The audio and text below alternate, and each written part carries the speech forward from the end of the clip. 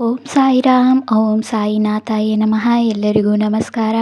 ನಮ್ಮ ಸಾಯಿ ತ್ರಿಲೋಕೇಶು ಚಾನಲ್ಗೆ ಸ್ವಾಗತ. ಯಾರೆಲ್ಲ ನಮ್ಮ ಸಾಯಿ ತ್ರಿಲೋಕೇಶು ಚಾನಲ್ನ ಇನ್ನೂ ಸಬ್ಸ್ಕ್ರೈಬ್ ಆಗಿಲ್ವೋ ದಯವಿಟ್ಟು ಸಬ್ಸ್ಕ್ರೈಬ್ ಆಗಿ ಹಾಗೂ ಸಾಯಿ ಸಂದೇಶಗಳ ಬಗ್ಗೆ ತಿಳಿದುಕೊಳ್ಳಿ. ಬನ್ನಿ, ಈ ದಿನ ಬಾಬಾರವರು ಏನನ್ನ ಸಂದೇಶ ಕಳುಹಿಸಿದ್ದಾರೆ ಎಂದು ನೋಡೋಣ. ಕಳೆದ ಕೆಲವು ದಿನಗಳಿಂದ ನಿಮಗೂ ಅನ್ನಿಸುತ್ತಿದೆಯಾ, ಗಾಳಿಯಲ್ಲಿ ಏನೋ ಬದಲಾದಂತೆ? ಯಾವುದೇ ಕಾರಣವಿಲ್ಲದಿದ್ದರೂ ಮನಸ್ಸಿನಲ್ಲಿ ಒಂದು ನಿಗೂಢ ನೆಮ್ಮದಿ ಮತ್ತು ಮುಖದಲ್ಲಿ ಸಣ್ಣ ಮುಗುಳ್ನಗೆ ಮೂಡುತ್ತಿದೆಯೇ?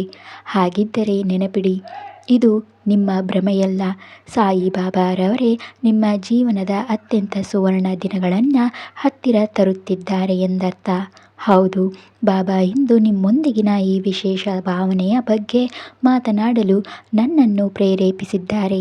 ಮುಂದಿನ ಕೆಲವು ನಿಮಿಷಗಳ ಕಾಲ ನಿಮ್ಮ ಫೋನನ್ನು ಪಕ್ಕಕ್ಕಿಟ್ಟು ಬಾಬಾ ನಿಮಗಾಗಿ ಏನು ಸಂದೇಶ ಕಳುಹಿಸಿದ್ದಾರೆ ಎಂದು ಪೂರ್ತಿಯಾಗಿ ಕೇಳಿ.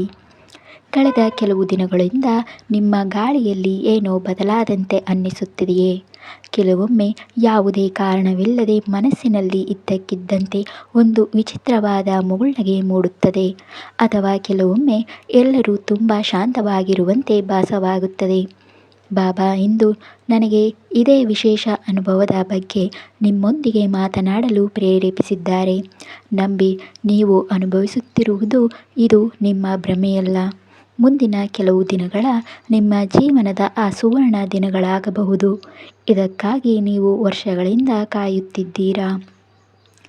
ನಿಮ್ಮ ಫೋನನ್ನು ಪಕ್ಕಕ್ಕೆ ಇಡಿ ಮತ್ತು ಮುಂದಿನ ಕೆಲವು ನಿಮಿಷಗಳ ಕಾಲ ಕೇವಲ ನಿಮ್ಮ ಮತ್ತು ಬಾಬಾ ಅವರ ಮಾತನ್ನು ಮಾತ್ರ ಕೇಳಿ.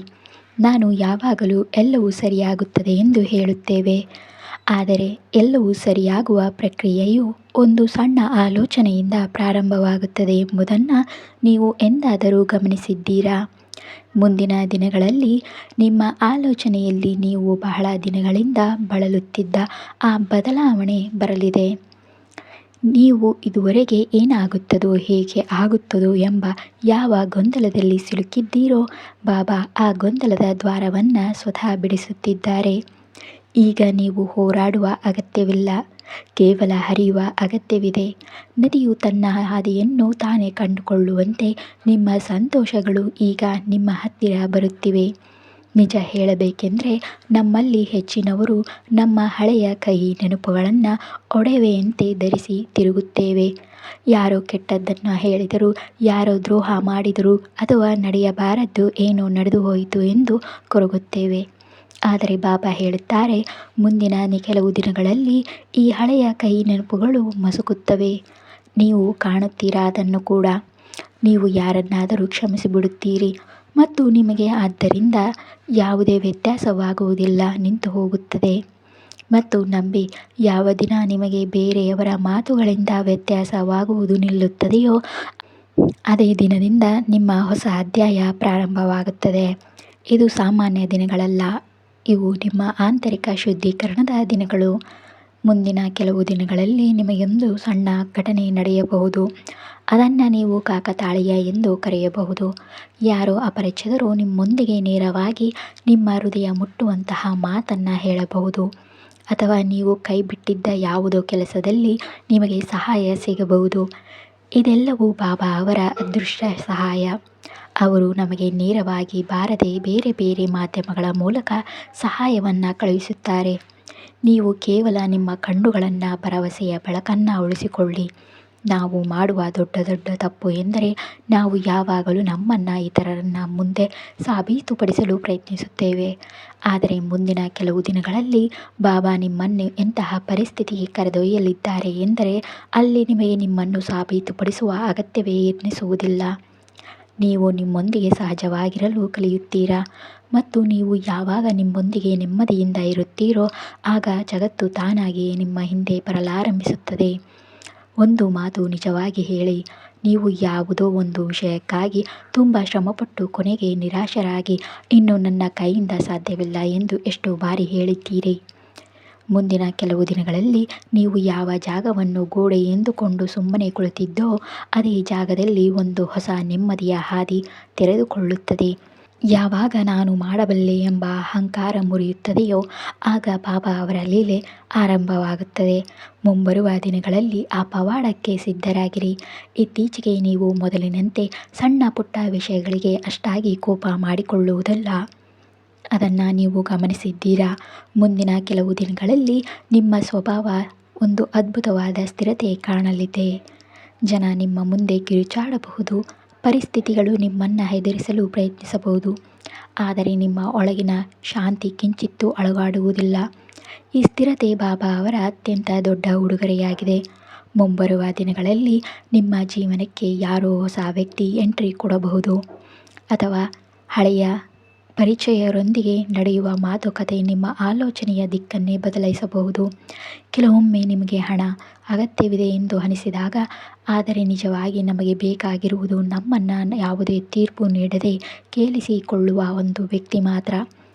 ನಮ್ಮ ಒಂಟಿತನವನ್ನು ಅರ್ಥ ಮಾಡಿಕೊಳ್ಳುವವರು ಬೇಕು.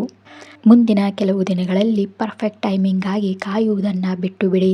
ನಿಮ್ಮ ಮನಸ್ಸಿನಲ್ಲಿ ಮೂಡುತ್ತಿರುವ ಯಾವುದೇ ಒಂದು ಸಣ್ಣ ಆಲೋಚನೆ ಇರಲಿ, ಅಥವಾ ಹೊಸ ಕೆಲಸ ಕಲಿಯುವುದಾಗಿರಲಿ, ಅಥವಾ ಸಂಬಂಧವನ್ನು ಸುಧಾರಿಸುವುದಾಗಿರಲಿ, ಒಂದು ಸಣ್ಣ ಹೆಜ್ಜೆಯನ್ನು ಇಡಿ.